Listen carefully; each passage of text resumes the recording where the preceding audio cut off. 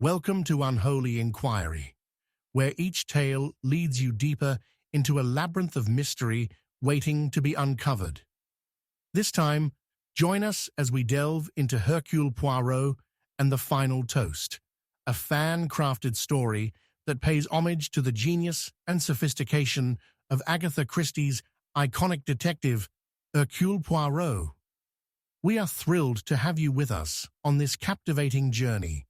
Share your thoughts, let us know where you're tuning in from, and if you spot any details we missed, your feedback is invaluable. Together, let's continue to shape even more thrilling enigmas. Chapter 1. The Glass That Waited Too Long. The glass did not shatter. It simply tipped, slowly, like a hand unsure of what it wanted, and spilled a crimson stain across the white lace tablecloth.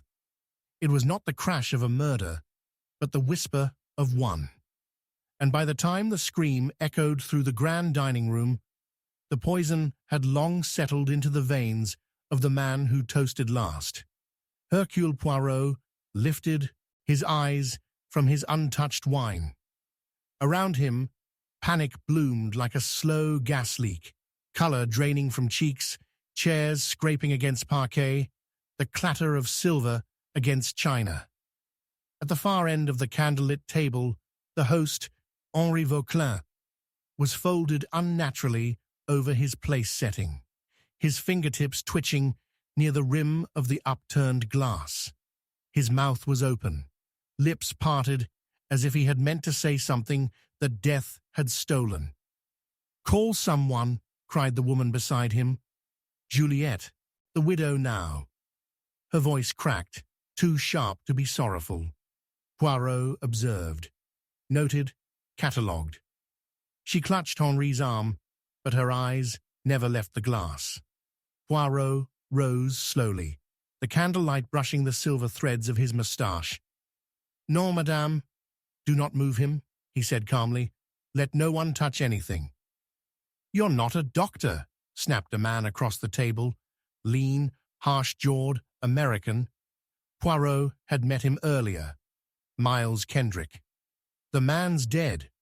"Just so," Poirot replied, stepping closer.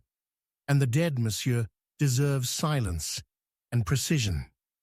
Even in the chaos, Poirot saw what others would not. The wineglass lay on its side, yet not broken.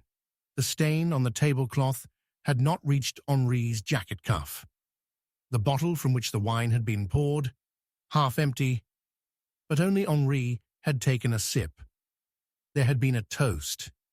Yes, and yet Poirot's eyes narrowed. Why was only one glass raised? Henri Vauquelin had invited 6 to his country, a state for what he called une petite fête d'adieu, a farewell gathering before his abrupt departure to Argentina. Strange in itself. Wealthy, powerful, beloved by the local village, Henri had always been deeply rooted in the Loire Valley. The house itself was as old as his legacy, Château du Verre, the glass castle. And now, on the night of his final toast, he had collapsed before the wine even dried. Poirot turned toward the butler, standing rigidly at the door. "You will secure this room. No one leaves, no one enters. C'est compris?" "Yes, monsieur." The others fidgeted, each locked in their own performance of concern. Juliet dabbed at her eyes, but produced no tears. Miles Kendrick lit a cigarette with shaking hands. To Poirot's left, a girl no older than 20, Colette Marchand, Henri's niece, sat frozen, her face pale beneath her pearls. And then there was Dr. Lefebvre, hunched in his chair, brow furrowed behind round spectacles, muttering quietly to himself. The good doctor had been Henri's personal physician for decades. Poirot watched them all.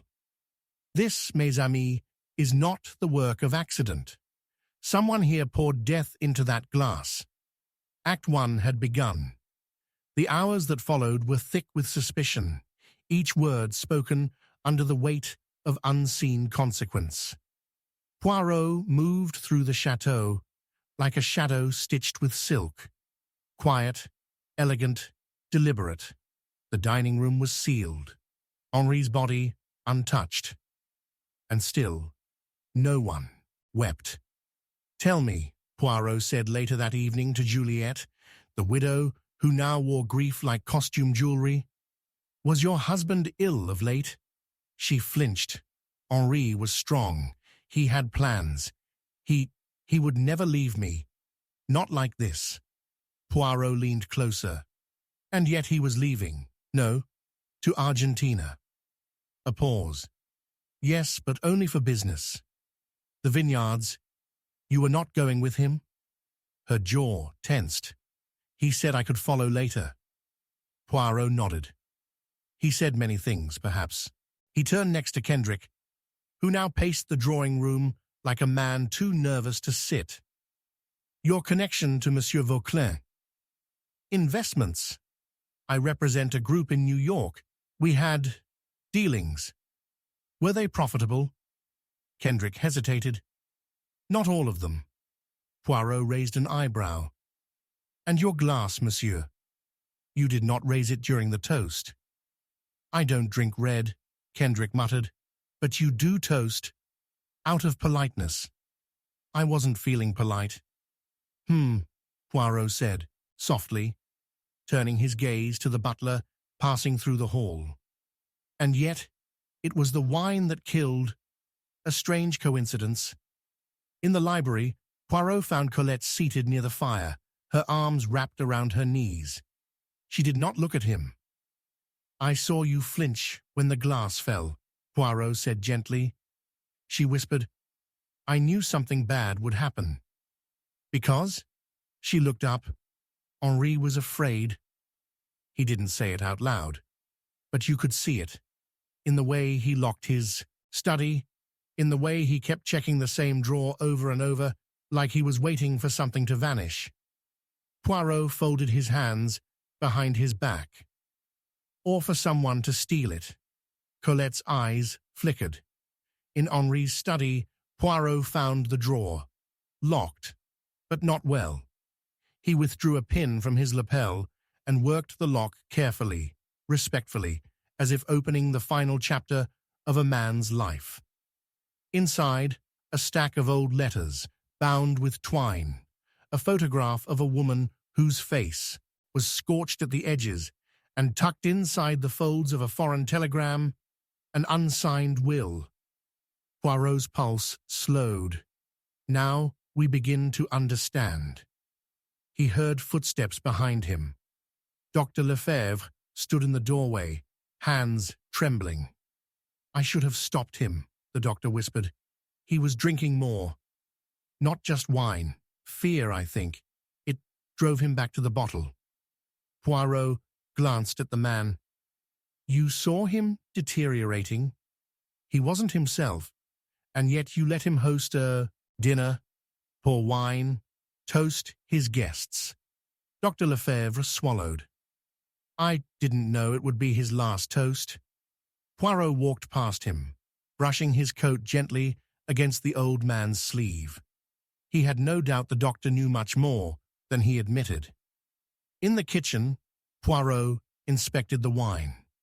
Chateau du Vert, 1892. A rare vintage. The label slightly lifted at the corner. He peeled it back. Underneath was another label, cheaper, mislabeled, or rather, disguised. Poirot whispered, "Ah, not wine, then, but theatre." He returned to the dining room once more, standing before the upturned glass. The stain on the table had dried, a black wound on white linen. Yet the position of Henri's body, slumped too far to the left, did not align with the way the glass had tipped. Poirot knelt. Beneath the table, nearly hidden by the shadows, was a shard of something glinting. He reached and retrieved it. A second glass, shattered, hidden. So there had been. Act 2 unraveled swiftly. At breakfast the next morning, Poirot addressed the group. Henri Vauquelin was poisoned, yes, but not from the glass we all saw fall. The room tensed. There were two glasses, one presented, one concealed. The poison was in the second. It was switched after his death, likely by someone who knew how it would appear, who had time, who panicked. He paused, letting his gaze land on each guest. Kendrick looked down. Juliet's lips parted. Slightly, Colette paled. Dr. Lefebvre closed his eyes. Poirot continued. Henri had rewritten his will. He intended to sign it tonight, after dinner. It named a single heir, his niece. Colette gasped. But someone else knew, and that someone forged a version of the old will, tucked it inside a telegram he would never send, and then ensured Henri would never sign anything again. Juliet stood. "You think I— How dare you?" Poirot did not blink. "I think you loved your status more than your husband." Her silence confirmed enough. "But," Poirot said, "you did not kill him." Gasps. Even Juliet turned in surprise. "No," Poirot said, "that was someone far more subtle. Someone who did not need money, only revenge." He turned to Dr. Lefebvre. "The woman in the photograph, your sister." The old doctor looked like he might vanish into dust. "She died by suicide," Poirot continued, "after Henri ended their engagement, because he learned she had once been a maid, a scandal for a man like Vauquelin. He buried her memory. But you, doctor, you did not." The butler entered silently with the photograph, placed it on the table. "You poisoned the glass, hid it, tried to let it go unnoticed, but Henri moved, slumped too far left, and I found what you hoped the tablecloth would keep buried." Lefebvre wept now, quietly, brokenly. "He ruined her, laughed at her. I only wanted him to feel what she did." Poirot nodded sadly, and so he drank, alone. A toast to his own ruin. Outside, the sun was rising over the Loire, soft gold over dew and dirt. Inside the chateau, silence clung to the walls like mold. Poirot lingered in the dining room, staring once more at the dried wine stain. "So much sorrow," he murmured, "so much death, poured into one glass." And then, with a final look at the shattered sliver beneath the table, he whispered, "Ah, but human nature, mon cher Hastings, it never changes. We all raise a glass to something, hope, revenge, or ruin." And with that, he turned his back on the toast that had waited too long and cost everything. Chapter 2. A Toast. No one meant to drink. The fire had gone out hours ago, but the embers still pulsed in the grate like the last breath of a dying heart. In the great hall of Chateau du Verre, silence held its breath. Then, sharp and sudden, the sound of glass underfoot. A heel, a crack, a hiss of breath, and a whisper, barely audible but unmistakably human. That wasn't supposed to happen. Hercule Poirot stood in the shadows, just beyond the door frame, hands folded behind his back, eyes half-lidded. He had not intended to listen. Not quite. But then again, fate had a curious way of guiding one's steps in a house where every floorboard had memory and every whisper held weight. The voice he heard, Colette, soft, shaken, and very much alone. At least, she believed she was. He waited. Not long. Enough. By the time he entered the room, the young woman had resumed her position near the fire, her features composed like porcelain reset after a fall. Her gaze flicked up, startled but not surprised. "Monsieur Poirot," she said softly, "I didn't hear you." Few people do, mademoiselle, Poirot replied gently, especially when they speak to ghosts. Colette flushed. I was thinking aloud. Oui, and thinking is often louder than speech if one listens properly. He stepped closer, careful to avoid the shards glinting faintly beneath the nearby armchair. You dropped something, he said, pointing not with his hand, but his gaze.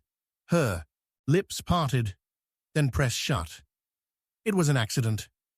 Poirot nodded slowly. Curious, accidents are remarkably punctual around death. She stood abruptly. I don't know what you mean. But I do, mademoiselle. I know exactly what I mean. That, at least, we may be certain of. He moved to the fireplace and extended his hands to the dying embers.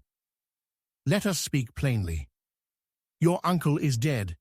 His glass was poisoned. But it is not only the dead who carry secrets, no?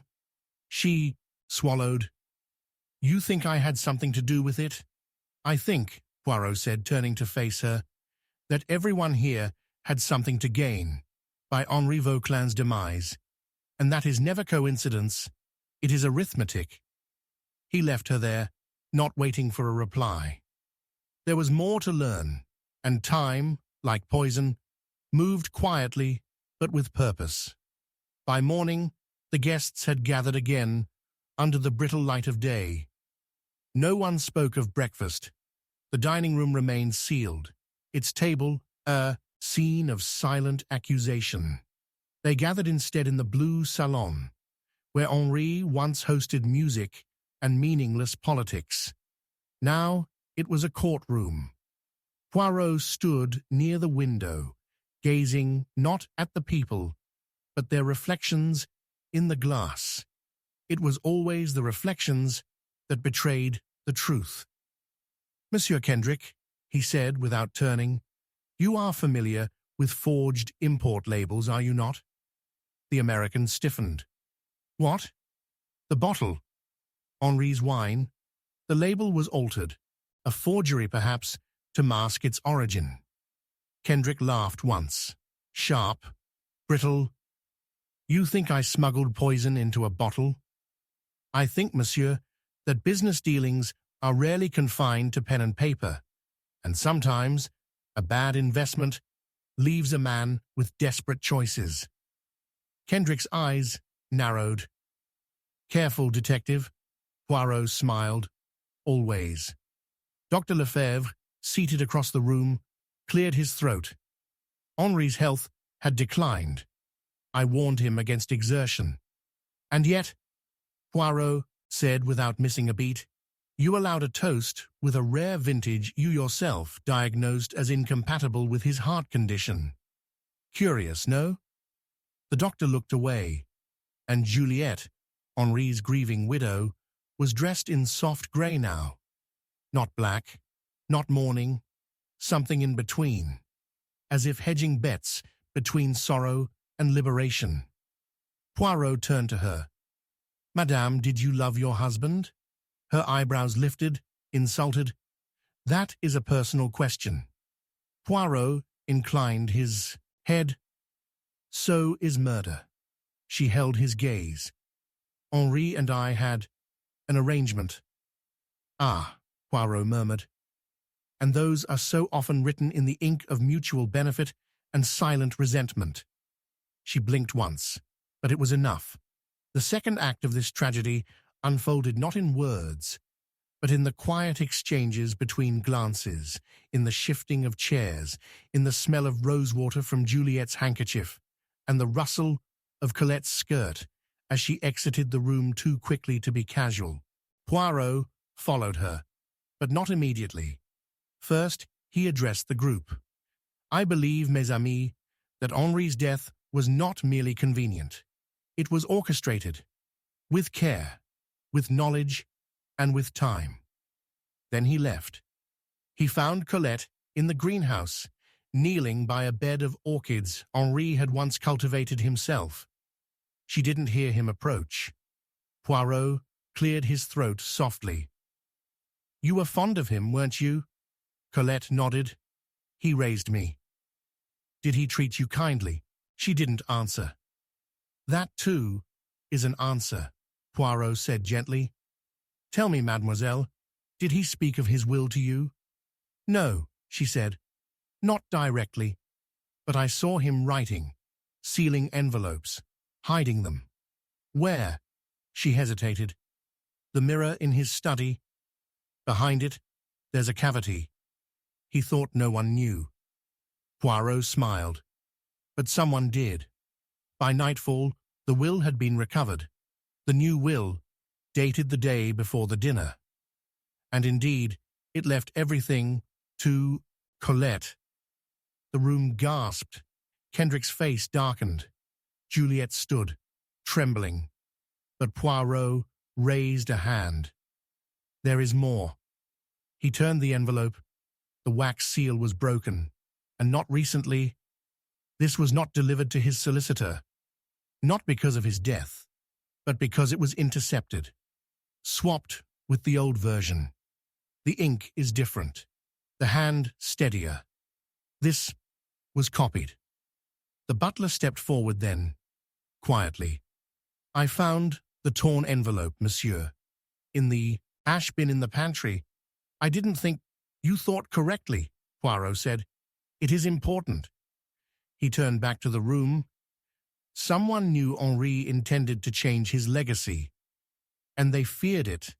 But it was not only inheritance at stake. No, there was something else Henri planned to reveal.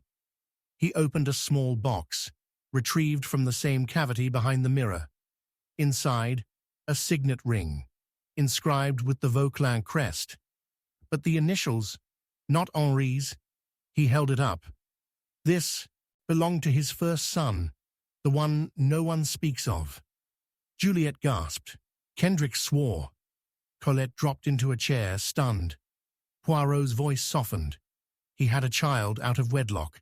Years ago. The mother died. The boy was given up. But recently, Henri found him again. He planned to bring him into the family. He turned. Did you know, Juliet, that he intended to recognize a son that was not yours? That the wealth, the estate, might go to someone you could not control? Her hands trembled. I loved him, she whispered. You loved being his wife, Poirot corrected. But not him, and certainly not the stain of a bastard son. She rose. You have no proof. But I do, Poirot said. You mixed the poison into the second bottle, the one you had opened in the cellar earlier that day. I found your gloves. They carried residue from the cork, a rare compound only used in certain toxins, no longer legal, but used in perfumes. You would have access. Her face crumbled, but it was Kendrick who exploded next. You're wasting time. She didn't kill him. I did. All heads turned. Poirot raised an eyebrow. A confession? I switched the bottles. I did it. The man ruined me financially. He lied, swindled my clients. I wanted him to suffer. Poirot smiled sadly. But you did not poison him. What? You swapped wine labels. Perhaps you hoped he'd choke, get sick, suffer embarrassment. But you are not a killer. Monsieur, you lack the courage. Kendrick slumped into a chair. Juliet, however, remained standing. And Poirot finished gently. You did not mean for him to drink that glass. You intended it for Colette. Gasps. She turned pale. Yes, Poirot said. You believed Henri would toast her. Pass the glass, a symbolic gesture of inheritance, and you would inherit everything after her death through the old will. But fate intervened. He toasted alone. Juliet covered her mouth. He wasn't. You meant to kill, Poirot said. You simply missed. And so, the final twist unraveled, not from cruelty, but from irony. The toast no one meant to drink was taken by the very man who had orchestrated the evening, a man ready to pass legacy only to be silenced by those desperate to hold it. Poirot sat once more in the now silent salon. The fire crackled, and he whispered, "Ah, but human nature, it never ceases to amuse. We raise our glasses to love, to memory, to wealth. But we forget. The glass does not care. It merely waits for lips. And the poison, the poison does not choose. It is always we who choose." He closed his eyes. "And sometimes we toast our own destruction." Chapter 3. The Smile Before the Collapse. He smiled just before his knees buckled, not the smile of joy, nor one of peace. It was the kind that flickers too wide, too sudden, stretched across a face trying to hold something in. And then, in an instant, the expression broke, and so did the man. His body struck the marble with a thud that echoed beneath the chandeliers, like the end of a symphony no one had realized was playing. Hercule Poirot was the only one who did not move. Not at once. His eyes had been on the man before he fell, Monsieur Gérard Mercier, the estate lawyer. The smile had caught his attention. A peculiar smile, asymmetrical, one corner rising before the other, as though it had been forced into place by nerves rather than nature. Everyone else rushed forward. Colette cried out, Kendrick cursed beneath his breath, and Juliet pressed a hand to her lips, the picture of distressed propriety. Poirot approached slowly, eyes scanning not the man, but the floor, the walls, the direction of the fall. Mercier lay on his side, lips parted, eyes frozen wide, his hand still clutching the envelope he had brought with him. Poirot knelt, not to touch the body, but to study it. The fingers, tight. Rigor had not set in. This had just happened. But the eyes, they looked as if they had seen something they were not meant to. "Do not move him," Poirot said softly. "He has no need of comfort now." Dr. Lefebvre, who had already begun to kneel, hesitated. "Poirot, he may be alive." Poirot shook his head once. "Non, death is already in the room." The envelope was creased, torn slightly at one corner. It bore no seal, only one name written in dark ink, Colette Marchand. Poirot plucked it delicately from the man's stiffening grip and held it up. "For Mademoiselle," he said, but made no motion to hand it over. "We will read this together." The silence that followed was deep and cold. They moved the body only once the coroner arrived. Poirot remained in the study afterward, alone, until the others had scattered like birds startled from a field. A man does not smile before he dies unless he thinks he has won. That thought nestled in Poirot's mind, like a sliver of glass beneath velvet. There had been something theatrical about Mercier's fall, not deliberate, no, but something in him had broken, mentally, just moments before the body failed. It was not pain that came first. It was satisfaction, and that troubled Poirot more than he liked. Juliet re-entered, gloved, composed. "What did it say?" she asked. Poirot turned. "Pardon, madame." "The letter, the one for Colette, it was from Mercier, yes?" "It was unsigned, typewritten, a poor forgery, but an effective one. It named Colette as sole beneficiary of Henri's holdings and included instructions to deliver the document discreetly. Very dramatic, no?" Juliet's eyes narrowed. "But a forgery, you say?" "Oui, the style of writing, the language, none of it matched Mercier's usual voice. He was a lawyer. Precision was his blood. This was too emotional." Juliet said nothing. Poirot studied her carefully. "You seem disappointed, madam." She turned away. "I am tired, monsieur." So is everyone who carries a secret, Poirot said. She left without replying. Later, Poirot took a slow walk through the West Wing. The house had begun to close in on itself, like a stage after the final act, heavy curtains, dimmed lights, footsteps that echoed too loudly in empty rooms. In Henri's old music chamber, Poirot found Kendrick, his sleeves rolled, a drink in hand. "A brandy, monsieur?" Kendrick offered, more cynically than kindly. Poirot declined. "Your nerves must be steel to find appetite after another death." Kendrick scoffed. "Lawyers die all the time. It's not always murder. And yet when they do, it's rarely with a smile," Poirot replied. Kendrick's eyes flicked upward. He smiled. "Indeed? And I believe you saw it. You were watching him." "I watch a lot of things, monsieur, especially when people are lying to my face." "Are they?" Kendrick downed his drink. "You tell me." Poirot turned to the piano and gently touched one of the keys. The note rang out, slightly flat. "You know, monsieur, Henri's piano was always perfectly tuned. He insisted, I find it strange now that it is not. It's just a piano." "Non, monsieur. In this house, everything means something." Colette was next. She had returned to her bedroom after Mercier's collapse and had not been seen since. Poirot knocked once, gently. "Mademoiselle, I would speak with you."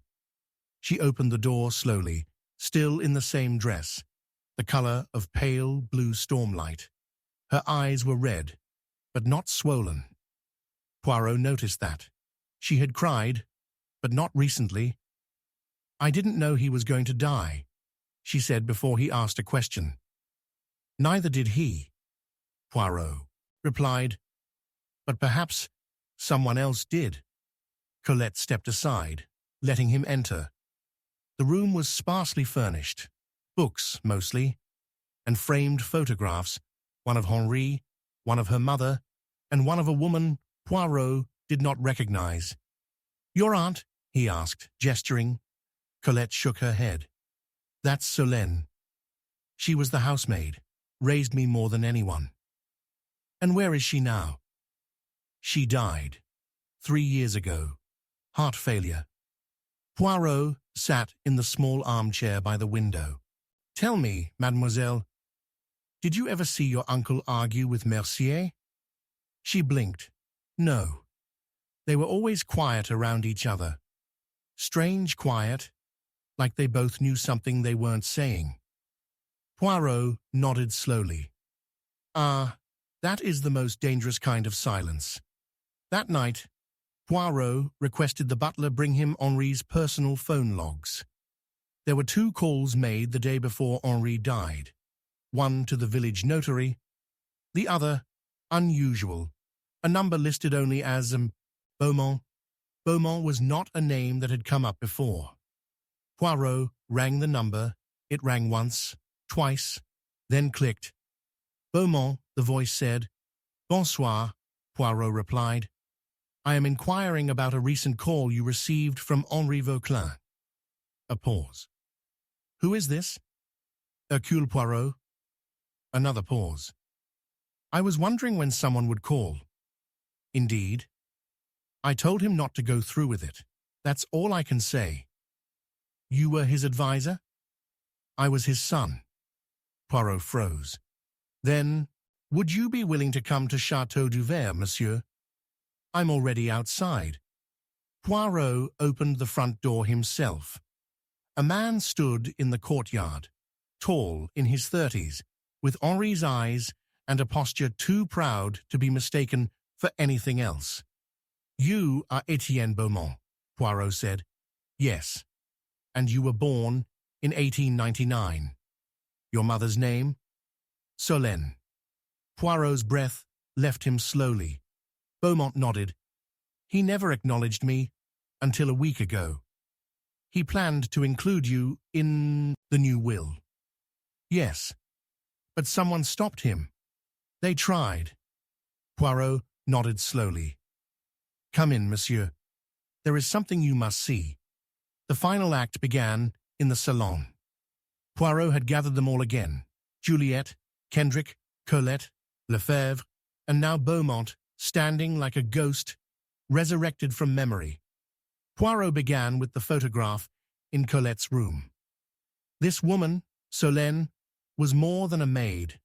She was the love Henri Vauquelin was forbidden to acknowledge, and the mother of his son gasps. 3 days before his death, Henri called his son. He intended to correct the past, to change the future, to name his heir, not by tradition, but by truth. He turned to Juliet. And you discovered this. A woman always knows when her position is threatened. You intercepted the letter from Mercier to Colette, forged your own, and poisoned Mercier's coffee this morning. Juliet's face went pale. Don't be absurd. Poirot lifted the silver teaspoon used that morning. A trace of digitalis, a heart drug, powerful in the wrong dose, deadly when slipped into dark roast. And my motive? You thought the forged letter was real, that Colette was the true heir. You acted in panic, not knowing the real threat was standing just outside the gates. Juliet backed away, but Poirot was not finished. And you, Kendrick, you believed Henri had ruined you. You forged documents, yes. You manipulated accounts, but you did not kill. You are guilty of greed, not murder. Kendrick exhaled, half a laugh, half a sob. And Dr. Lefebvre. Poirot turned. You are simply tired. Of the lies, of the years. You saw it all and said nothing. The room stood still, and Poirot delivered the final blow. But the collapse, the moment Mercier smiled, that was not at Colette. It was at Beaumont. He had seen him, knew who he was. And in that moment, as he delivered a forged letter meant to betray the son he believed deserved. More, he saw the face of the one who had returned for justice. Beaumont said nothing. He didn't need to. Poirot looked at the fire. It was out again. Ah, he said softly. To smile at your own undoing. That is the final act of a man who thought he had control. He turned away, coat fluttering slightly as he moved to the door. And yet, as always, human nature writes its own ending. He paused. Justice, mes amis, sometimes arrives with a smile. Satus, Chapter 4. Secrets aged in the cellar.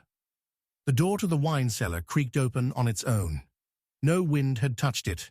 No footstep echoed behind. And yet, as if compelled by something long buried, it eased ajar with a groan that sounded too much like a whisper, too deliberate to be anything but invitation or warning. The butler froze on the last step, the lantern in his hand trembling faintly, and Poirot, still at the top of the stone staircase, narrowed his eyes. He had not meant to descend. Not yet. But fate had a peculiar sense of direction, and its hands, unseen though they may be, had a habit of opening the very doors men preferred to keep closed. Leave the light, Poirot instructed quietly. But, monsieur, I will go alone. He stepped down, one deliberate foot after another, until the shadows swallowed him whole. The cellar at Château du Verre was no ordinary vault for bottles and cork. It was a mausoleum of memory, cool stone, lined with dust-aged shelves, stretching like rib bones beneath the estate's great body. Candles flickered in wall sconces older than war, and the scent of damp wood mingled with something sharper, something metallic. Poirot inhaled. Ah, he murmured. There it is. Regret, bottled and corked. He moved slowly between the racks, reading labels not for vintage, but for handwriting, for disturbances in the dust, for bottles that had been touched too recently. Then, near the back wall, he paused. One shelf, labeled 1859, had a streak along the wood, a smear that had once been wiped, but not well enough. Beneath it, something glinted. Poirot crouched and retrieved it. A key. Tarnished. Old, but freshly dropped. He did not smile. Not yet. The sound of footsteps behind him drew his attention upward. He turned. "Mademoiselle Colette," he said softly, "you should not be down here." She stepped forward, lantern held in front of her like a shield. "I saw the butler bring you. Down. I was afraid you'd find it." "It," Poirot repeated gently. She hesitated. "Uncle's collection. The private one." "Then let us see it together, no?" He inserted the key into a small door hidden behind a wine rack and turned it. The lock clicked open with a sigh. Inside, there were no bottles, only papers. Stacks of them, in wax-sealed envelopes, and photographs, some yellowed with age, others new enough to still carry scent. Poirot selected one photograph carefully. It showed Henri Vauquelin, younger, standing beside a woman whose eyes bore a haunting familiarity. She looked like Colette, but older, worn. "My mother," Colette whispered. "She worked here. She and Henri. They were never married, but he promised to care for me. And did he? He kept me close, but always as a niece, never more. And when his wife, Juliette, found out, she made him swear never to speak of it. She made him choose." Poirot studied the photograph again. And he chose the chateau.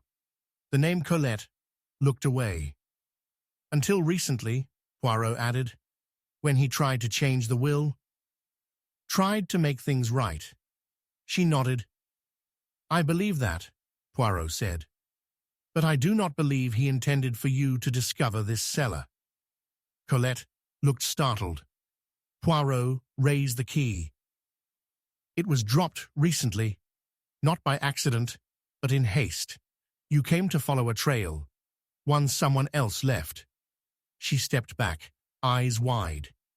"You think I'm lying?"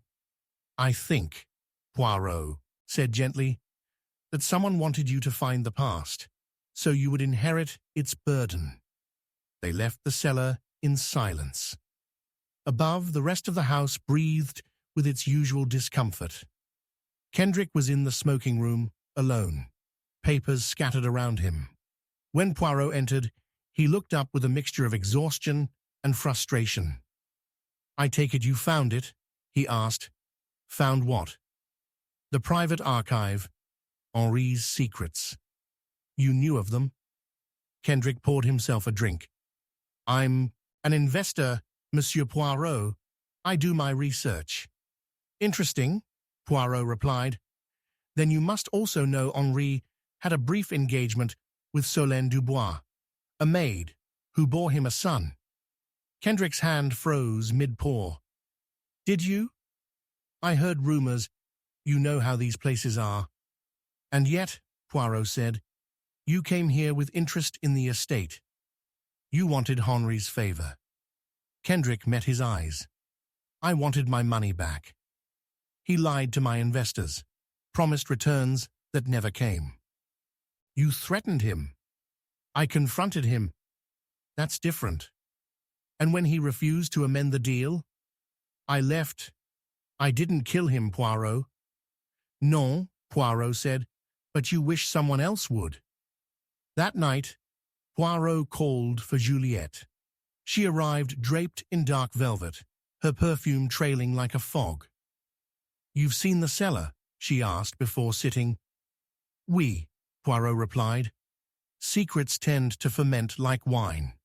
The longer they sit, the sharper they become." Juliette's smile was practiced. "I suppose every house of this size carries ghosts." Poirot nodded. ghosts, and guilt. She shifted slightly. Are you accusing me again? I am only observing, madam, that your husband kept secrets, and that you kept them with him. Her eyes hardened. He owed me that. Indeed, Poirot replied, but he owed others more. He placed a photograph on the table, one not from the cellar, but from Henri's desk, an envelope with a torn edge and a woman's name scrawled, hastily, on the back. Solène. He never stopped loving her, Poirot said softly. Juliet's jaw tightened. And when he died, Poirot continued, he left behind more than paper. He left behind proof. And that proof threatened everything you had built. Juliet rose. I did not kill my husband. But perhaps, Poirot said gently, you encourage others to do it for you. She froze. He died drinking wine from a bottle you chose. From a cellar only you had the key to. She turned, slowly. But the key, she said. I hadn't touched it in years. Poirot stepped forward. Then who had? The next morning, the storm arrived. Not thunder, but truth. Etienne Beaumont stood in the parlor, rain still clinging to his coat, holding a letter addressed not to him, but to Henri. It had never been opened. It was returned after Henri's death. It was from me, Etienne said. I sent it 3 weeks ago. Told him I was coming. Poirot took the envelope, but he never read it? No, which means someone intercepted it. Etienne nodded. I thought he ignored me. But now, Poirot stared at the handwriting. Feminine. Slanted. A note scrawled beneath the postage. For Henri, personal. Only one person in the house handled Henri's personal mail. The butler. In the servants' quarters, Poirot found the butler already packing. You are leaving? Poirot asked. I have served this house long enough. And you intercepted the letter from Etienne Beaumont. The man sighed. Yes, I thought it best. Madame Juliet had warned me. No letters from strangers. And so you chose silence over truth. The butler looked away. Did you poison the bottle? Non, monsieur. Then who did? Silence. Poirot turned to leave. The cellar door told me everything, he said quietly. It was opened by someone with a key they had no right to possess. He returned to the drawing room and waited. Minutes passed. Then Colette entered. She carried the key. I took it, she said. After he died. I wanted to see what he hid. I wanted to know if he truly meant to leave me something. And did you? She nodded. He left me the truth. Then tell it. She looked up. Juliet didn't kill him. Poirot nodded. I know. She blinked.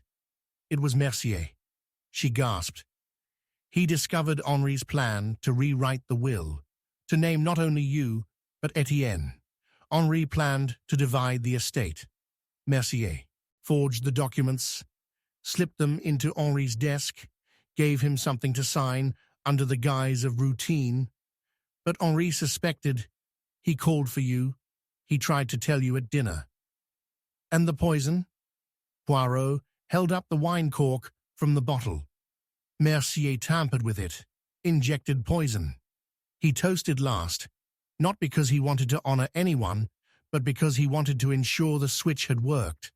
Henri drank. Mercier watched. But Mercier died too. Poirot's eyes darkened. Guilt. The smile before the collapse. He saw Etienne, realized the truth had returned, and it broke him. Colette began to cry, and Poirot, with all the gentleness of a man who has seen too many endings, reached out and closed the cellar key in her palm. Let the past stay where it belongs, mademoiselle. Buried, but remembered. He turned to the window, where the storm began to break. Ah, but the secrets we age in the cellar, they do not mellow. They sharpen, they ferment, and in the end, they break the bottles meant to hold them. And with that, Hercule Poirot left the chateau. The cellar stayed closed, but its ghosts, now named, were finally at rest. Chapter 5. The Waiter Who Knew Too Much. He was dead before he hit the floor, but his tray didn't fall. The silver platter stayed balanced in his hands, upright, as if held by some final, defiant instinct. 3 crystal glasses trembled, but didn't tip. Then, slowly, the man's knees gave way. His head struck the edge of the fireplace, and a single glass rolled off and shattered on the tile, a sound that cut through the drawing room like a pistol crack. Juliet gasped, Colette dropped her book, and Kendrick cursed under his breath. Hercule Poirot did not move. The man who collapsed was Louis Girard, the most trusted waiter at Chateau du Verre. He had served the Vauquelin family for 22 years. He knew how many sugars Madame Juliette took in her tea, and how Monsieur Henri liked his napkin folded, corner down, never tucked. Louis was the kind of man who disappeared into his duty, unseen, unnoticed, and yet tonight, in death, he was finally seen. Poirot stepped forward, his polished shoes silent against the rug. He crouched beside the body, inspecting the man's expression, frozen in a strange grimace, teeth clenched as if bracing for something long feared. One hand clutched the tray, the other was empty, not a single sign of struggle, no spilled wine, no twitching, just stillness. Dr. Lefebvre bent down beside Poirot. A stroke, perhaps, he murmured. Poirot's voice was calm.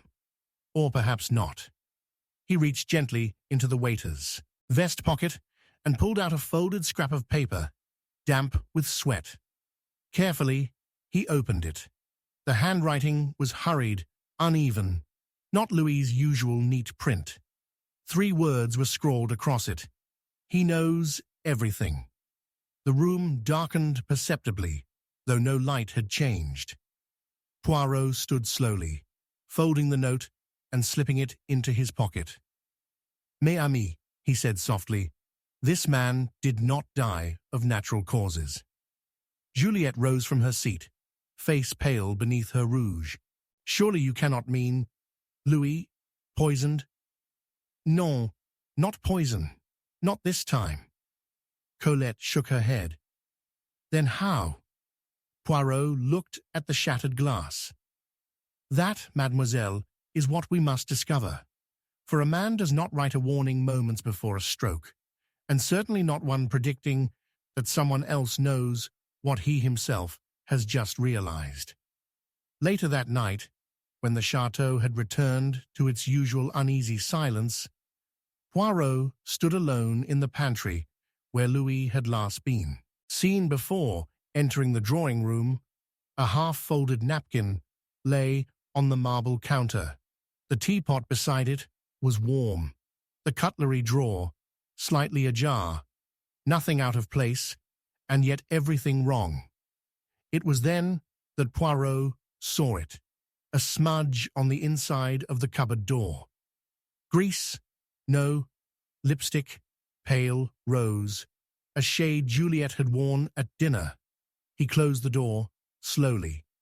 A whisper of sound behind him made him turn. Kendrick stood in the doorway. You're not going to sleep either, I take it? Poirot shook his head. Non, monsieur. Sleep is a gift for the innocent. Kendrick stepped in, lighting a cigarette. He was just a servant. Poirot's eyes narrowed. Ah, but it is always just a servant until he holds the key to the whole affair. What are you implying? That Louis Girard had learned something something he did not intend to learn. Kendrick took a long drag, exhaled slowly. This house has secrets, Poirot. Too many. You start. Looking under the floorboards, you might find more than you're ready for. Indeed, Poirot said softly, but I am always ready. It is the others who are not. Kendrick tossed the cigarette into the sink and left. Poirot remained, letting the smoke settle. Then he opened the cupboard again and stared at the lipstick smear. The next morning, Poirot summoned the remaining staff to the library. The maid, the butler, the housekeeper, and Juliet. She looked displeased. "This is absurd," she said. "A man dies of a stroke, and you interrogate the help." "Madame," Poirot said with a gentle bow, "when the help knows more than the masters, one must revise their assumptions." He turned to the maid. "Did Louis speak to you last night?" The girl hesitated. "He said he'd seen something in the cellar." The butler flinched. Poirot caught it. "And what did he see?" "I don't know. But he seemed frightened. Not like him. Kept checking the pantry clock, as if waiting for something." Poirot stepped forward. "Or someone." Juliet interrupted. "You can't honestly believe this girl over your own eyes." "But Madame," Poirot said, "I do not trust eyes. I trust inconsistencies, and yours, if you will forgive me, are piling like dust on unclean silver." Her lips pursed. Poirot turned to the butler. "Where were you at the time Louis entered the drawing room?" "In the hallway, monsieur. I saw him pass." "Did he say anything?" "No, but he looked pale, sweating." Poirot nodded, like a man who knows he is about to die. The housekeeper spoke next. "He left a tray on the kitchen counter. Said he wouldn't be needing it after all." "Curious," Poirot murmured. "So he prepared for something and then changed course." It was then that the twist revealed itself, not in words, but in sound. A door creaked open, an unused one, near the west stairwell. Poirot turned quickly and followed it down a narrow corridor. At the end stood Colette, her hand on the knob of a locked study room. "It was open," she said. "I found this on the floor." She held up a small notepad. The pages were covered in Louis's careful handwriting. It was a log, observations, dates, times, a servant's diary. Poirot took it and flipped through. "Madame in the pantry again. 2:10 a.m. Left door unlocked. Monsieur Kendrick receiving parcel. Refused to sign. Hidden in the study. Henri arguing with Mercier. Sounded like blackmail." And then, underlined in bold, "Must tell someone." But who? Poirot's hands trembled only slightly. Later, in the dining hall, Poirot laid out the diary for the others to see. He was recording everything, not for himself, but in case something happened. Kendrick stepped back. "This is madness." Juliet read the pages silently, her eyes widening with every line. Poirot looked at them all. "Now we ask, which secret was worth silencing?" The final answer came not from deduction, but confession. Dr. Lefebvre stepped forward, head bowed. "I told him," he said. "Told Louis that Henri was rewriting his will, including Etienne." Gasps. "He asked me if he should warn Colette. I told him to stay out of it, that the past was better left buried." "But he didn't listen," Poirot said. "No, and he died." The room fell still, but Poirot turned away from the doctor and faced Juliet. "It was you."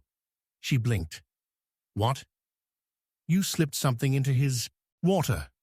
Not poison, a cardiac stimulant." enough to trigger a collapse in someone with a weak heart. And Louis had one. She stepped back. You can't prove that. But I can, Poirot said. The lipstick in the pantry. The teacup with traces of your perfume. You spoke to him. You warned him. Threatened him. He panicked. She said nothing. And then, Poirot said softly, he wrote the note. He knows everything. But it wasn't about Henri. It was about you. She sat down, slowly, defeated. Why? Colette whispered. Juliet looked at her. Because your mother ruined everything once. I wasn't going to let her daughter take what was mine. Poirot watched her carefully. Ah, he said. Revenge. The slowest vintage, but the bitterest. No one spoke after that, and when the police arrived, Juliet went quietly. Poirot remained behind, staring at the waiter's notepad. So often, he said to the empty room, the man who knows everything is not the one in power, but the one in the corner, quiet, invisible, until it is too late. He closed the book. And so we see again, Monsieur Hastings, that human nature is constant. Pride hides truth. Fear silences it. And death. Death only reveals what we already suspected. He walked away. Behind him, the broken glass from the waiter's final tray still lay on the floor. Unmoved, like a reminder, no one dared to touch. Chapter 6. Poison never tastes first.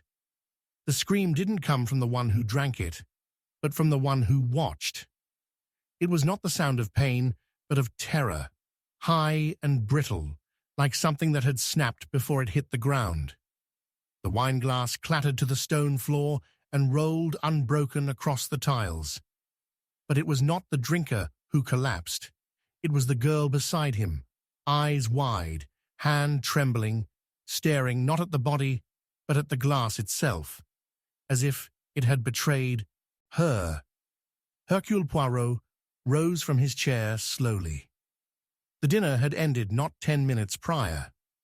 The fire had burned low, the wine had flowed generously, and laughter, artificial though it was, had echoed beneath the beams of the grand dining hall. Now it was silent, save for the dripping of red wine from the table's edge, a slow, sickening rhythm, like a metronome marking time's last measures. Etienne Beaumont lay motionless in his chair, head tilted slightly to one side, eyes unfocused, mouth half open as if to speak. But he never had the chance. No struggle, no cry, just silence. Poirot did not move to the body. Not yet. He studied the others first. Colette, who had screamed, Juliet, who was already dabbing at her eyes with a handkerchief she had not used until now. Kendrick, who stood too still, as if rehearsing his alibi in silence. Do not touch him, Poirot said softly, eyes scanning the scene. No one. Dr. Lefebvre stepped forward, hand outstretched, but Poirot shook his head. It will not help. He is gone. The aid he required did not come in time, and was not meant to. There was a decanter on the table, a rich red burgundy, Henri's private reserve. 4 glasses were filled. Only one had been drunk from— Whose glass is this? Poirot asked. It was Beaumont's, Kendrick said. I saw him raise it. No, Juliet murmured. He didn't. He hesitated. He sniffed it, then smiled. He barely sipped. And yet, Poirot said, approaching slowly, he is dead. He leaned in and lifted the glass delicately, as if it might whisper a confession. He did not smell wine. He smelled almonds. Poirot's face tightened. Cyanide, he whispered. A classic choice. Crude. Effective. And with one peculiar trait. It has no taste in wine, but it has scent. Strong scent. Colette looked up. Then he would have known. Ah, Poirot said softly, that is the tragedy. He knew, and he drank anyway. The words settled like ash over the room, but Poirot was not finished. Or perhaps he was not the intended victim at all. The second act of this grim affair began not in the drawing room, but in the cellar, again. For death always seems to return there, as if the air itself was steeped in secrets. Poirot descended alone this time. Lantern in hand, he examined the wine racks. The bottle from which the poison had been poured was easy to find, its label peeled slightly, its cork too dry. But one detail stopped him. The dust on the neck of the bottle had been wiped only halfway, as though someone had uncorked it with gloves but replaced it hurriedly, not to serve, to mislead. Poirot turned. He did not need to say it aloud.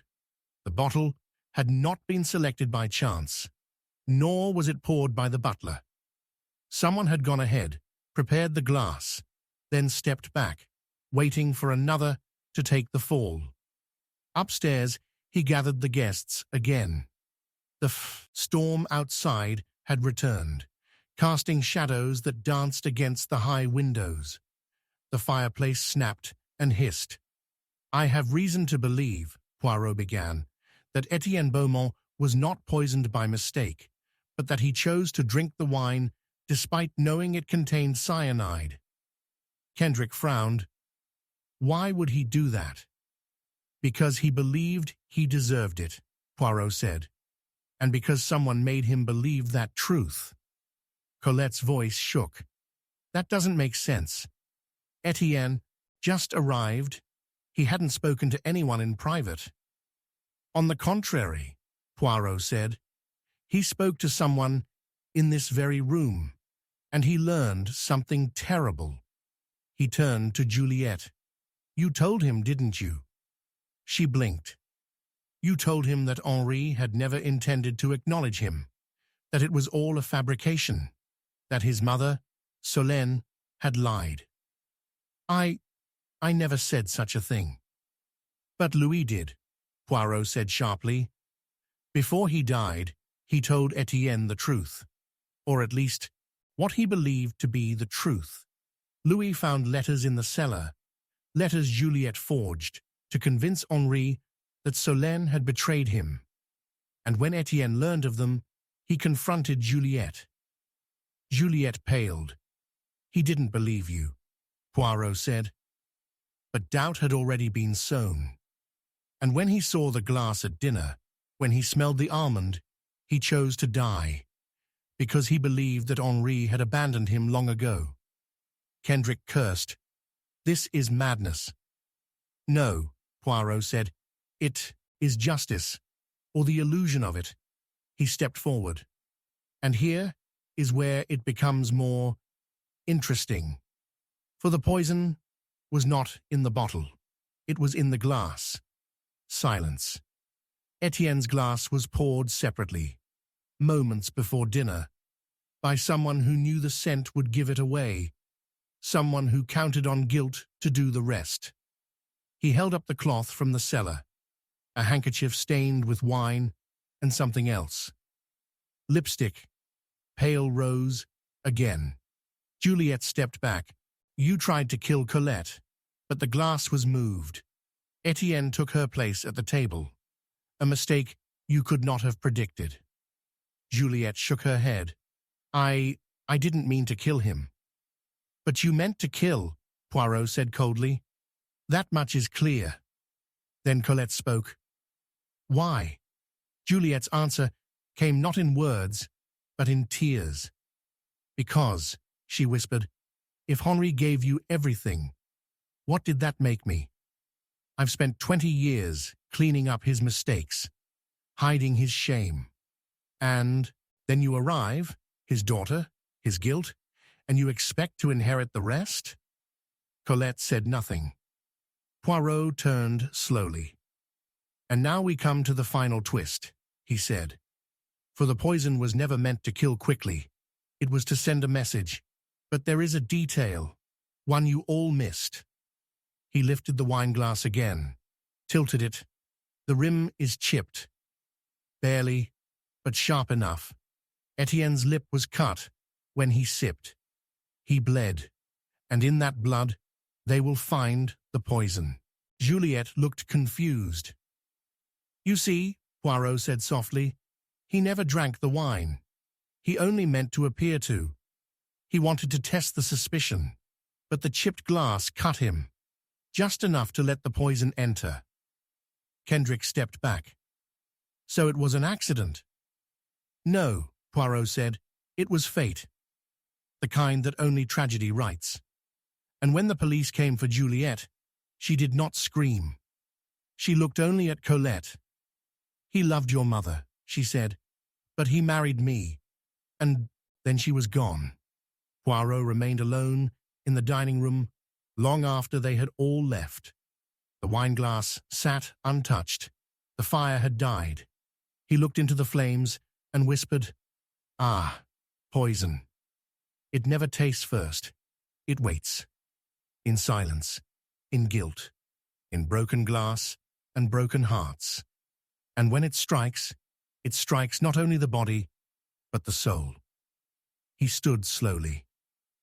And sometimes it tastes like justice. Chapter 7. A widow, a will, a lie. The ink on the will was still wet when the widow began to scream. Not out of grief, but rage. Loud, guttural, primal.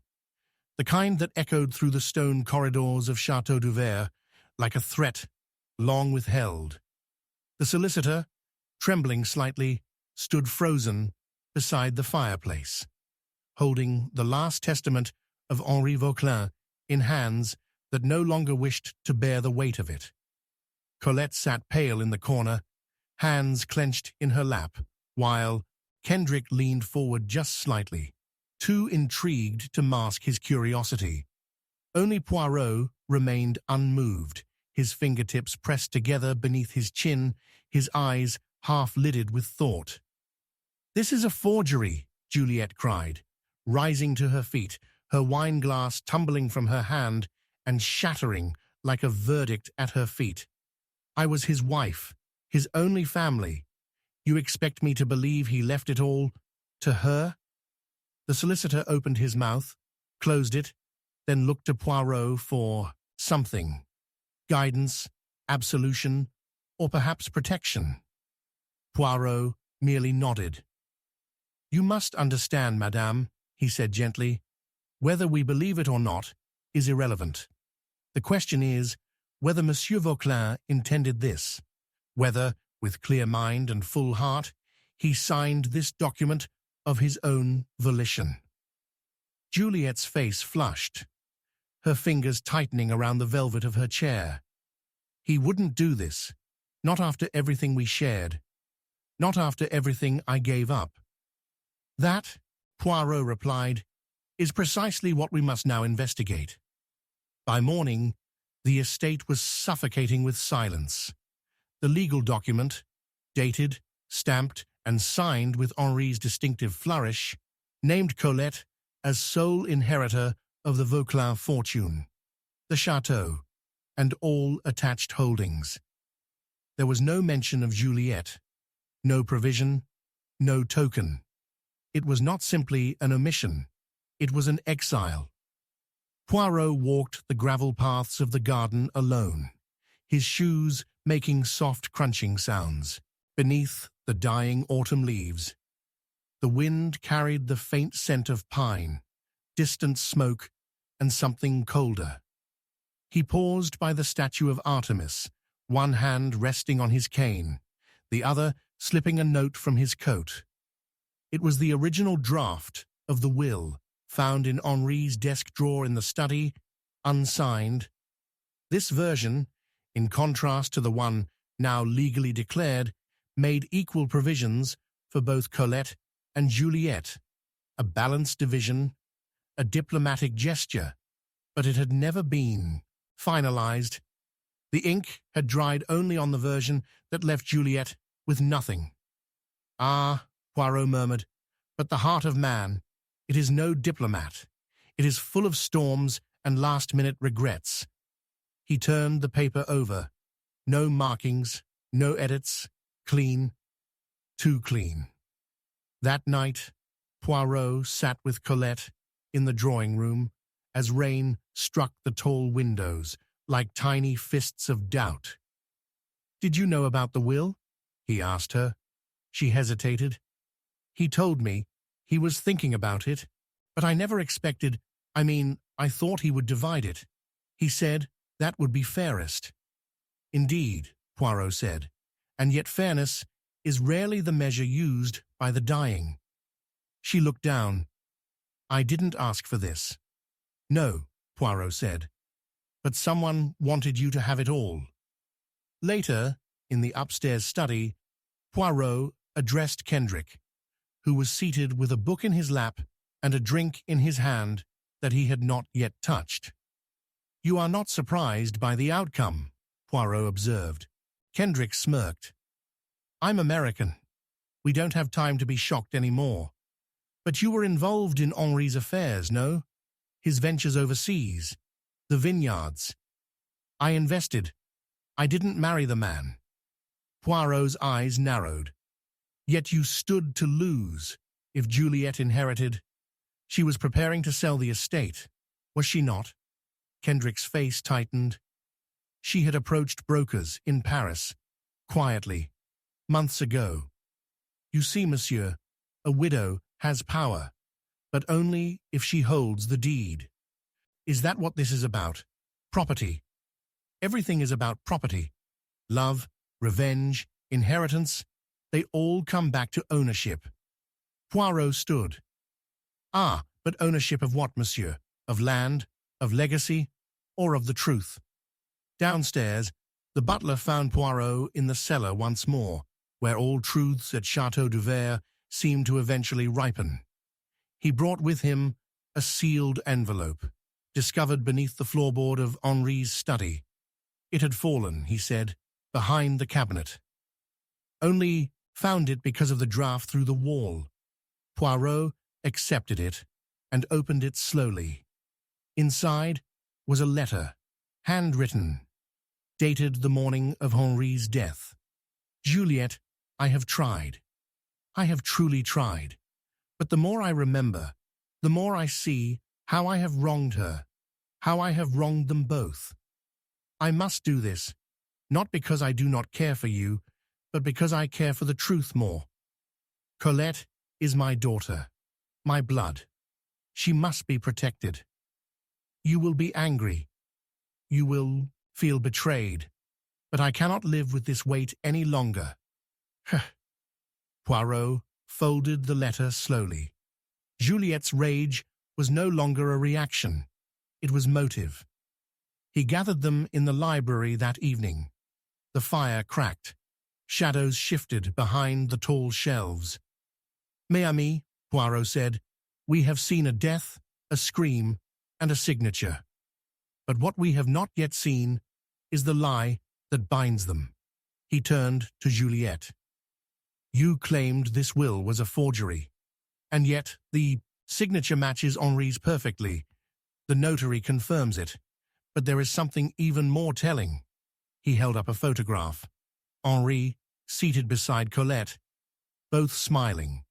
Yet Henri's eyes had the hollow look of a man whose soul had already moved on. This photo was taken the day before his death. You see the calendar in the background, the note on the table, the same notepad used to draft the letter I now hold. The handwriting matches. He handed the letter to the solicitor, authentic and undeniable. Juliet's hand rose to her throat. "He was manipulated," she whispered. "She poisoned him against me." "No, madame," Poirot said gently. "He awoke from a lie you helped build. You convinced him for years that Colette's mother had betrayed him. But it was you who wrote the false letters. It was you who kept them apart." She closed her eyes. "And now," Poirot said, "you forged another truth. You found the unsigned will, and you destroyed it. You forced Henri to choose, and when he did not choose you, you hid the letter. I didn't kill him, Juliet whispered. No, Poirot said. You didn't, but you buried the truth. And that, madame, is a kind of murder all its own. She wept quietly. Colette watched, unmoving. Kendrick stood. So it's over. Poirot nodded once. Over, perhaps, but the echoes of a lie do not fade so quickly, especially when written in blood and inheritance. He turned to the fireplace. Ah, Hastings, he murmured to the air, how often we think the will of a man is written in his estate, but it is the widow, the heir, and the lie that show us who he truly was. He turned, and in the end, it is not the will we remember, but the wound it leaves behind. Chapter 8. The Guest Who Shouldn't Have Come. The last knock at the door was never answered. It came just as the storm broke. Thunder shaking the high beams of Chateau du Verre, rain slicing across the windows like claws on old glass. But no one heard it. Not truly. Not above the wind. Not above the music, playing faintly from the gramophone in the drawing room. And yet, by morning, the guest had arrived. A guest no one had invited. A guest who never should have known the address. Poirot stood at the threshold, watching the man in the dark coat remove his gloves with careful, almost deliberate slowness. His features were sharp, but not cruel, his hair slick with rain, and his eyes, grey, calm, measuring, flicked across the foyer as if taking inventory of secrets the moment he stepped inside. My name is Charles Renard, he said, with a voice so polished it might have been lacquered. I was a friend of Henri's. I came as soon as I heard. But you were not summoned, Poirot said quietly. No, Renard agreed, but I believe I have a right to be here.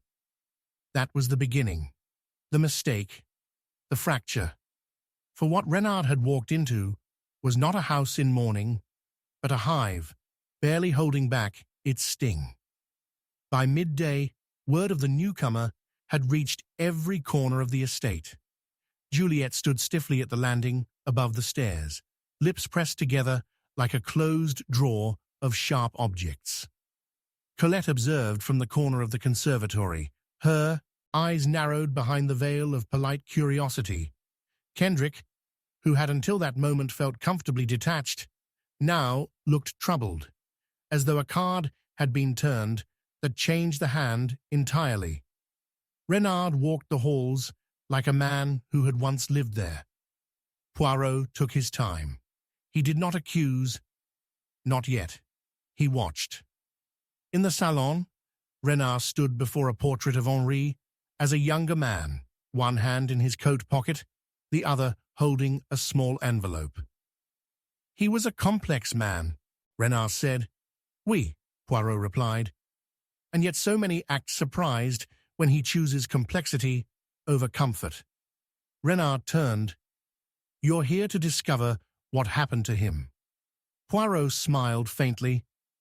Monsieur, you speak as though his death were a mystery. Renard raised an eyebrow. Isn't it? Poirot said nothing. Later, Poirot found Juliet in the music room. She was not playing. She sat beside the piano, a half-empty glass in one hand, her eyes fixed on the rain outside. He should not be here, she said. And yet he is, Poirot replied. He wasn't part of this house. Not really. He was something Henri buried. Something, Poirot said softly. Or someone. Juliet looked at him sharply. They were friends once. Business, I believe. Old business often leaves old wounds, Poirot said. And old wounds have a peculiar habit of bleeding at inconvenient times. She said nothing more. That evening, a silver bracelet was found in the fireplace ashes. Delicate, bent, burned beyond recognition, save for the clasp, which bore the monogram SD. Poirot turned it over in his hands. "Solène Dubois," he whispered. He looked up at the housekeeper. "Who found this?" "I did," she said. "Sweeping, tucked behind the grate. Who else knew it was there?" She hesitated. "No one. It wasn't there before this week." Poirot nodded once. The storm grew louder. In the dining room, Poirot invited Renard to sit with him. The others joined: Juliet, Kendrick, Colette. The air was thick, the meal untouched. "I have been reading Henri's letters," Poirot said. "They are quite illuminating. Did you know he once considered selling the estate?" Kendrick blinked. "He mentioned it." Juliet stiffened. "To pay debts. It was never serious." Renard said nothing. Poirot turned to him. "You made an offer." Renard smiled. "I did." But he declined. "Yes." "Why?" Renard leaned back. "Because he didn't trust me. And yet you came." "He owed me an answer." Poirot folded his hands. "What kind of answer?" Renard hesitated. "Closure." "Ah," Poirot said, "but one does not travel through a storm for closure. One travels for confrontation." Silence. Poirot stood and crossed to the sideboard. He retrieved a single folded letter and laid it on the table. "This," he said, "was written by Henri 2 days before his death. It was never sent, but it was addressed to you." He slid it to Renard. Renard did not open it. "It says," Poirot continued, "that you were to be denied, that your claim was false, that you held no true stake." Kendrick's brow furrowed. "Claim?" Colette's voice was tight. "What claim?" Renard finally spoke. "I am Henri's son." Juliet dropped her glass. "No," she whispered. "Yes," Renard said. "Born in London, 1898. My mother was English. She died when I was 4. Henri abandoned us." Poirot raised a hand. "But your mother was not Solène." Renard's eyes flashed. "No." "Then the bracelet was hers," Renard said. "A gift. Before he left us." Poirot nodded slowly. "Then tell me, monsieur, why did you wait until now to appear?" Renard's face hardened. "Because I only found out the truth 6 months ago. I wrote to Henri. No reply. I came for a meeting. He refused to see me. He looked at Juliet. She stopped it. She blocked every letter, every attempt. She knew." Juliet said nothing. "But he didn't reject me," Renard continued. "Not truly. He died before he could fix it. And I will not leave until I have what's mine." Colette stood. "This house was never meant for any of us." Poirot held up a hand. "Indeed, mademoiselle. And now the final truth must come." He retrieved a page from his pocket. It was a death certificate, stamped English. The name, Charles Renard. "But this," Poirot said quietly, "belongs to a boy who died in 1902. Gasps. Poirot turned to the man beside him. "Your real name is James Brackley, a solicitor's clerk. You accessed Henri's old financial records, discovered the truth about his travels, and assumed the identity of a dead child." Renard Brackley sat frozen. "You forged letters, fabricated photographs, and when that was not enough, you used a bracelet you purchased from an antique dealer in Paris, a gift Henri had never given." Juliet spoke next. "I knew he was lying. I recognized nothing about him, but Henri was desperate for forgiveness. I feared he would believe him anyway." "So you burned the bracelet," Poirot said. Juliet nodded. "And then?" "I waited." Poirot leaned forward. "But you did not kill him." No. Poirot turned back to Brackley. But you did. The man's expression cracked. You met Henri in secret, Poirot said. He agreed to speak with you. Alone. You expected him to be weak, guilty, but he rejected you. Again. And so, you poisoned the glass. Brackley looked down. You waited until no one watched. You poured it yourself. A subtle dose, just enough to mimic cardiac failure. He said nothing. Poirot stood. And now, monsieur, you will say nothing more. The truth has already spoken. The police arrived within the hour. And as Brackley was led away, Poirot turned once more to the drawing room, to the storm, now fading beyond the windows. Ah, he whispered, but the guest, who should not have come, always arrives, when the house is already breaking. And in the ruins, he does not find inheritance, but confession. He paused. And in confession, we find what the will never shows, who a man loved and who he feared. Chapter 9, The Letter Folded in the Menu. The fire had gone out hours ago, but the menu card was still warm. It sat precisely at the center of the charger plate, undisturbed, uncreased, except for one fold, so delicate it might have been done with trembling fingers or desperate haste. And yet it was that very crease, nearly invisible to the eye, that betrayed everything. Poirot saw it the moment he entered the dining room, long after the guests had retired and the house had resumed its uneasy silence. A soft draught stirred the candle wax on the mantel, but the card did not move. Paper heavier than it looked, perhaps, or guilt weighing it down. He crossed the floor silently, pausing before the table. Every place had been cleared, every napkin folded, every silver replaced. All but one. This menu remained untouched. Beneath it, ever so slightly, the edge of something white and folded protruded.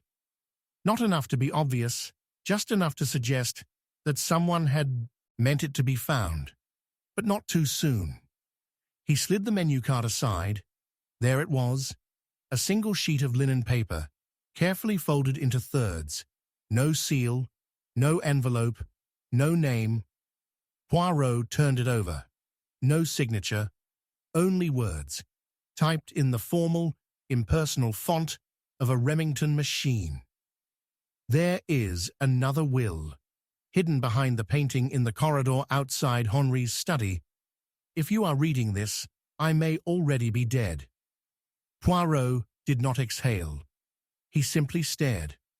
The door creaked behind him. He did not turn. I knew someone would find it, said a voice. Low, tense. Kendrick? Poirot turned slowly. And yet, monsieur, you made no effort to reveal it. Kendrick stepped into the light. Because I wasn't sure it was real. You placed the letter here, Poirot said, in the hope someone else would discover it first. That way, you would appear innocent, helpful even. Kendrick said nothing. Poirot lifted the paper. Where did you get this? I found it in Henri's desk, Kendrick replied. Folded beneath his appointment book. I thought he wrote it, but the more I read it, it didn't feel like him. It felt like bait. Ah, Poirot said. And so you became cautious. Not out of guilt, but survival. Kendrick didn't deny it. Moments later, Poirot stood alone in the corridor outside the study. The portrait of Henri's grandfather hung high above the floor, dark eyes staring out beneath thick brows and powdered wig. Poirot inspected the frame, found the edges loose, the wall behind faintly disturbed. He stepped back. With a careful tug, the portrait swung slightly on a hidden hinge. Inside the recess was a second safe, and inside the safe, a will, signed, sealed, dated 2 weeks before Henri's death. different from the one read aloud. Entirely different. This version split the estate evenly between Colette and, astonishingly, Etienne Beaumont. Juliette was left only with a stipend, enough to survive, not enough to control. Poirot's breath stilled. He returned the document, resealed the safe, and replaced the painting. It was time to speak of ghosts. In the morning, he gathered the remaining guests in the salon. Juliette, Colette, Kendrick. Dr. Lefebvre arrived late, pale and drawn, his usual stoicism crumbling at the edges. "I believe," Poirot said, "we must revise everything we thought we knew." Juliette bristled. "What now? Another accusation?" "No, madame," Poirot said calmly. "An observation." He held up the menu card. "This was placed on the table after the meal. Deliberately. It contained a note, a warning, and a truth." He laid the letter on the table. "A second will exist. A real one. Not forged, not fabricated. It was hidden by someone who feared its contents and planted this letter so that it might be discovered, not by authorities, but by one of us. Someone who could be manipulated into drawing it into the light." He turned to Kendrick. "You were that someone." Kendrick looked shocked. "You think I was meant to find it?" "Yes, because you are easily frightened. You have made mistakes. You were the perfect target." Poirot turned next to Dr. Lefebvre. "You've grown quieter, Doctor. Troubled, because you recognize the typewriter used to produce this note." The doctor swallowed. "It belonged to Henri, but it was in your office the week before his death. He'd lent it to you, for correspondence." Lefebvre's voice cracked. "He didn't know I kept a copy of the will." Gasps rippled. "He asked me to review it," the doctor said, "to witness it. But he changed his mind. Said he didn't want to upset Juliette. I should have burned it." Poirot's voice was soft. "But you didn't." "No, I hid it. And someone else found it." The room tensed. Poirot continued, stepping into the center. "Now, let us consider the dinner." He walked slowly between the chairs, pointing to the table. One place setting, left intact. One menu left untouched. A letter concealed beneath it. Why? He stopped behind Juliette. Because the letter was meant to be found, but not by just anyone. It was placed at Etienne's seat. The same place where he dined the night he died. Juliette turned slowly, her hands stiff in her lap. "You placed it there," Poirot said quietly, "after everyone left. Knowing someone would find it. Knowing it would start the unraveling." "I didn't kill him," she whispered. "No," Poirot agreed. "But you wanted the will discredited. You feared the truth of Henri's intentions. You believed planting the letter would spark a scandal. You hoped the others would turn on each other. And in the chaos, the real will would remain buried." Colette stepped forward. "So who killed Etienne?" Poirot turned.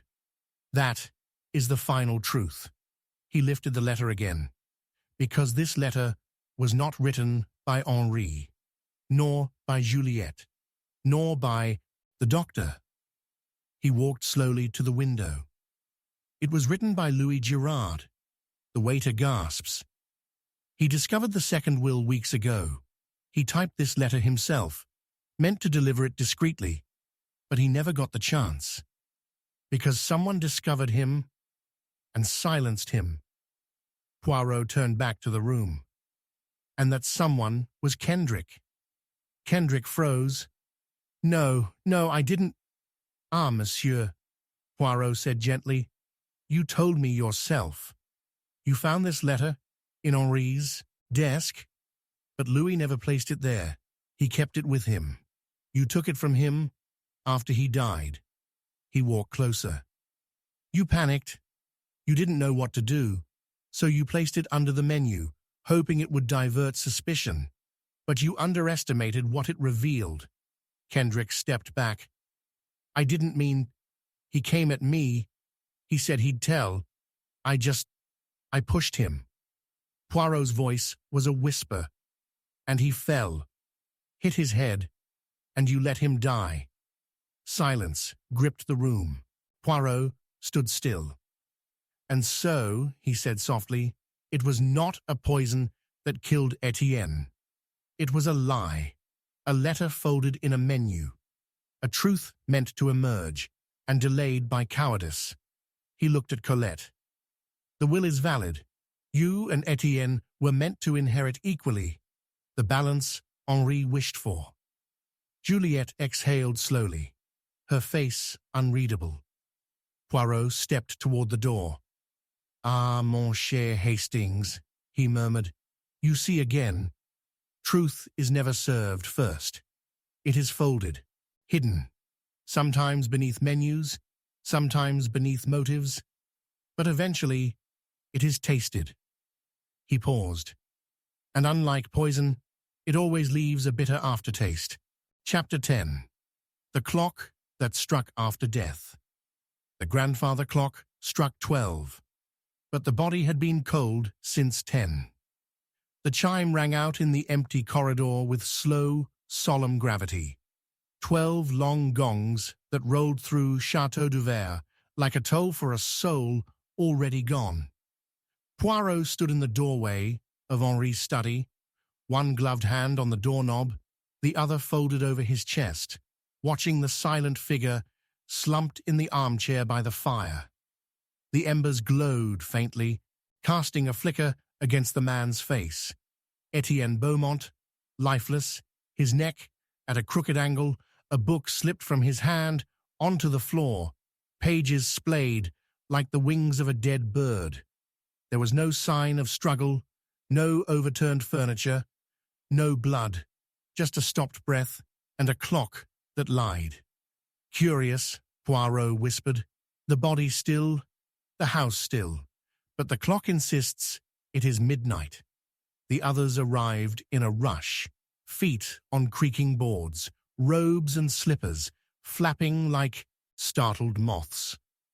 Juliette gasped and turned her face. Colette let out a single, dry sob. Kendrick moved toward the body, but Poirot raised a hand without looking. No one touches him. Dr. Lefebvre, pale and half-dressed, entered last and knelt beside the chair.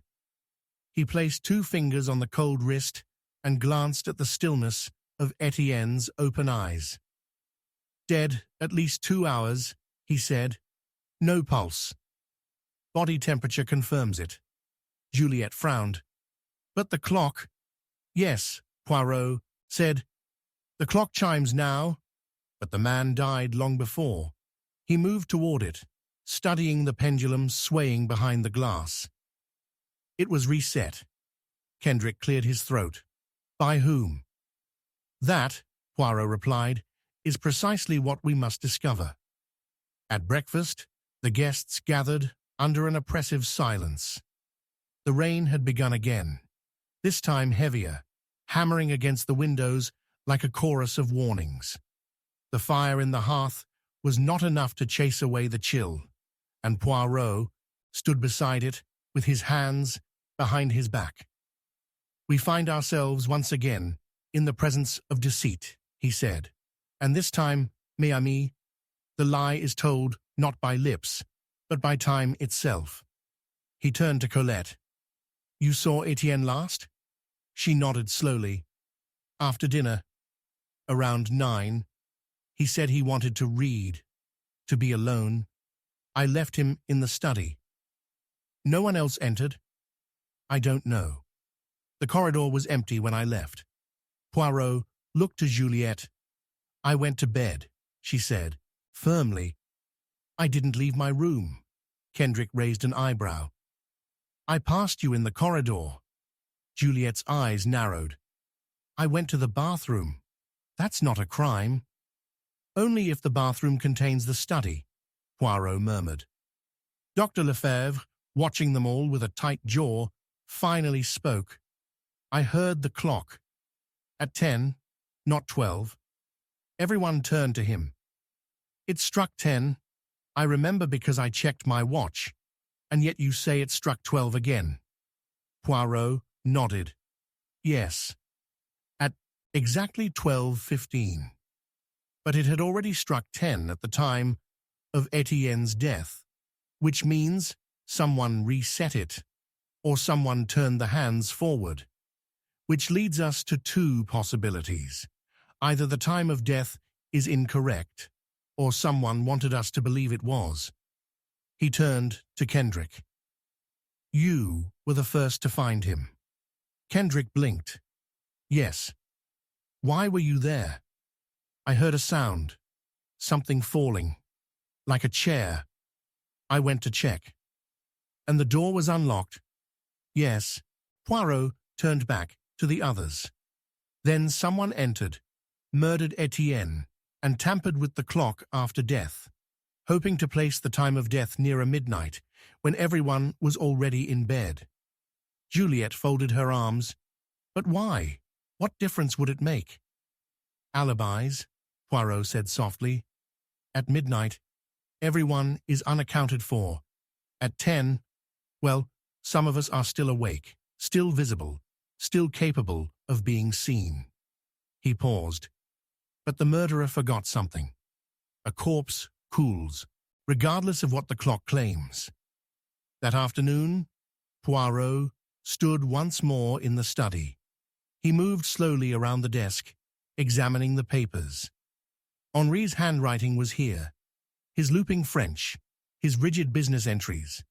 But tucked among them was a letter, short, abrupt. Beaumont must never know the truth. If he discovers it, I lose everything. The study must be locked. Unsigned, unmarked, but not untraceable. Poirot pulled it free and brought it to the window. The paper bore a faint scent, not perfume, but tobacco, the kind Kendrick smoked. Poirot's eyes narrowed. That evening, he confronted Kendrick in the library. This letter, he said, was folded in Henri's ledger. You recognize the paper? Kendrick's face darkened. Yes. You wrote it? No. But it came from your desk.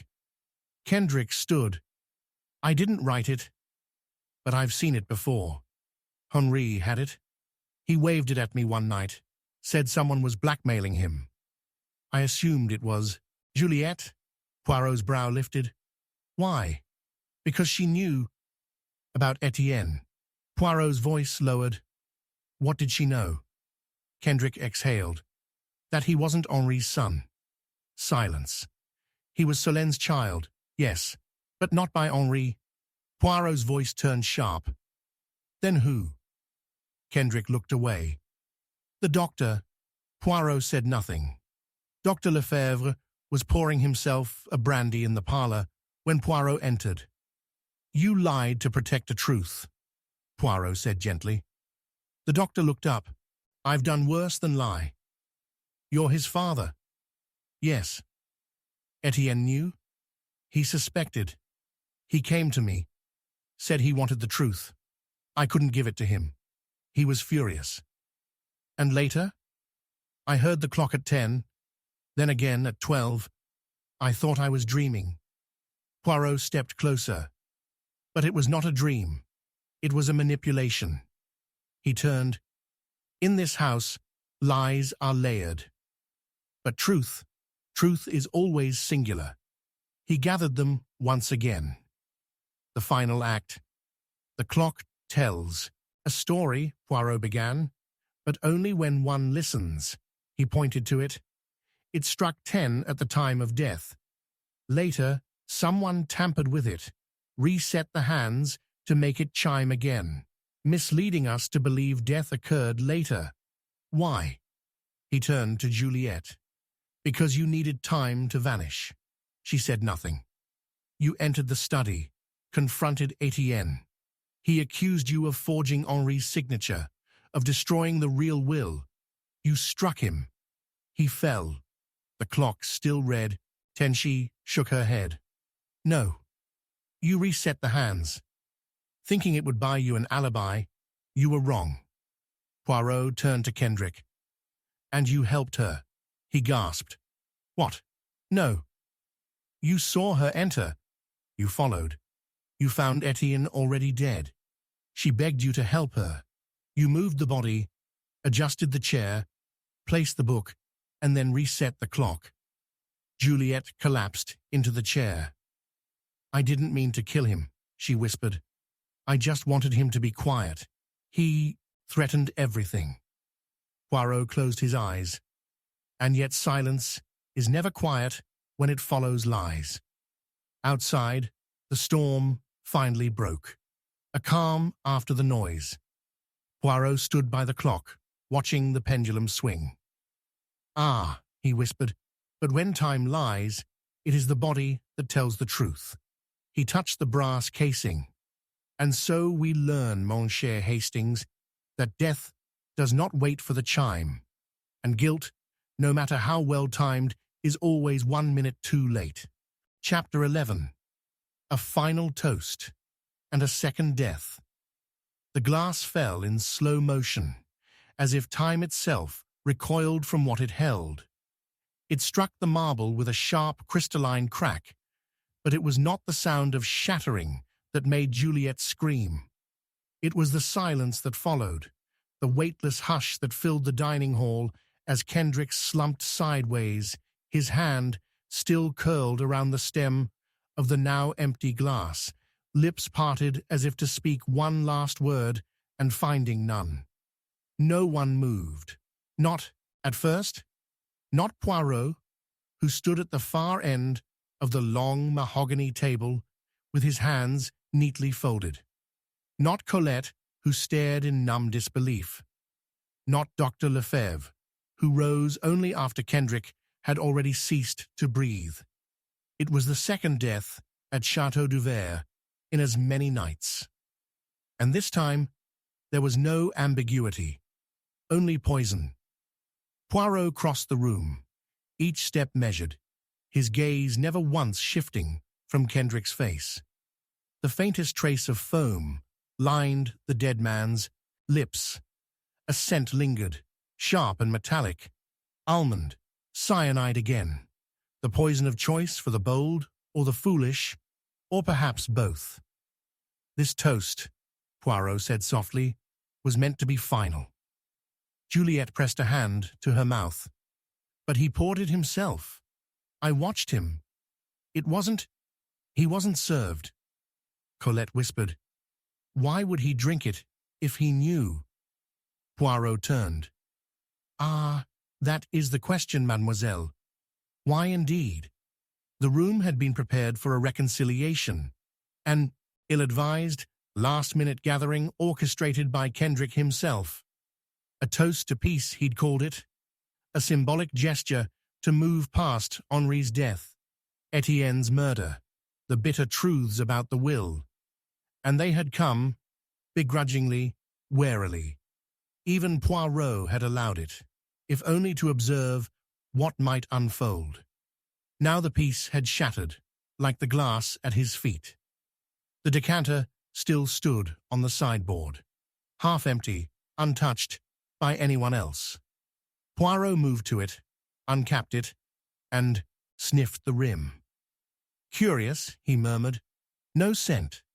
He poured a small amount into a crystal saucer. It frothed slightly, then settled. Dr. Lefebvre approached slowly. It must have been in the glass already, or perhaps he took it earlier, something delayed. Possible, Poirot said, but not likely. Cyanide is swift. He was alive 1 minute, dead the next. He turned to Juliet. You say he poured it himself? Yes. He stood right there. He made a speech, then filled his glass, and no one else drank. No, he insisted it was a solo gesture. Poirot's brow furrowed. He toasted, alone. Again. He walked to Kendrick's place at the table. The menu was untouched, the napkin folded, a slip of paper, barely peeking from beneath the charger, caught Poirot's eye. He pulled it free. Another note, typed, unsigned. "You were not supposed to be here. You were warned." Poirot read it once, then again. "This," he said quietly, "is not suicide. This is judgment." The second act of the night began in the library where Poirot gathered the guests once more. We are now left with a house filled with ghosts, Henri, Etienne, and now Kendrick, and all three deaths center around a single event. He turned to Colette. "Do you remember your uncle's final letter?" She nodded slowly. "The one you found? About Etienne? About Solène?" "Exactly. A letter of confession. But I believe he had written another, one not addressed to us, but to Kendrick." Poirot produced the note from beneath the plate. "This was not planted. It was left. Kendrick found it himself, perhaps earlier today, and I believe it frightened him. Not into running, but into proving something." He paced slowly. "Kendrick was many things: a liar, a fraud, a man who manipulated Henri's finances, but he was not a killer, and he wanted us to believe he had not poisoned Etienne. He wanted us to trust him." He turned to Juliette, "Which is why he arranged this toast. As a performance, a demonstration of innocence." Juliette frowned. "Then why is he dead?" Poirot stopped. "Because someone made certain that if he attempted such a gesture, he would never finish it." He moved to the sideboard again, lifted a second decanter, smaller, older, and empty, save for a few drops. "This was in the cabinet behind the bar, and it contains nothing now. But I had it tested. Traces of cyanide." He turned to Dr. Lefebvre. "You were seen carrying a decanter into the kitchen this morning." Lefebvre's eyes widened. I was moving it. It had dust." "You were preparing it," Poirot corrected. "Preparing it for Kendrick's toast, swapping it for the one he believed he would use." Lefebvre stammered. Poirot raised a hand. "You killed Kendrick and Etienne, but not Henri." The room went still. "Henri," Poirot said softly, "was dying. You knew this. His heart was failing. His mind was strained. But he refused to name you as Etienne's father. That was your shame, your secret. You lived with it, until Etienne came here, demanding answers, pressuring Henri, threatening to expose the truth. Henri refused." He pointed at the doctor. "And you, so careful, so composed, you snapped."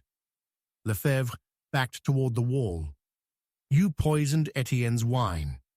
A small dose. He tasted the scent. He hesitated, but guilt clouded his judgment, and he drank. Then, when Kendrick began, pressing too hard, when he spoke of confession, of exposing everything, you prepared the decanter." The doctor shook his head.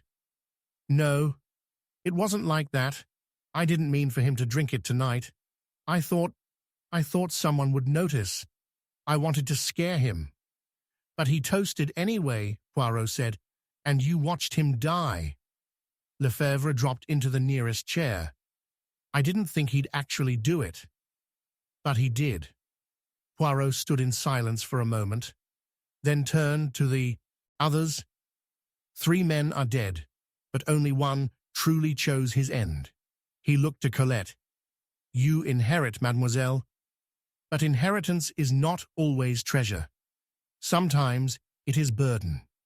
Colette whispered, "What do I do with all of this?" Poirot looked toward the window, where the wind had finally calmed. The night was still.